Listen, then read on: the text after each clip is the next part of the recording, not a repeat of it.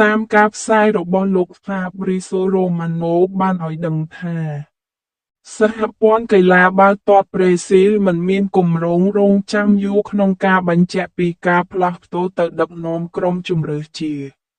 តិចប្រសិទ្ធរវាងក្រុមរៀលម៉ាឌ្រីតនិងលោក Carlos Ancelotti នោះទេចំណែករៀលម៉ាឌ្រីតវិញនឹងមិនបង់ថ្លៃចាក់ចេញណាមួយឡើយហើយប្រេស៊ីលនឹងមិនរង់ចាំឡើយព្រោះថាកិច្ចព្រមព្រៀងអាចដួលរលំដោយដែលរេលីវូបានរាយការណ៍ដំណើរការនេះត្រូវរង់ចាំមើលបន្តថាតើវាដំណើរការយ៉ាងណាសូមអរគុណ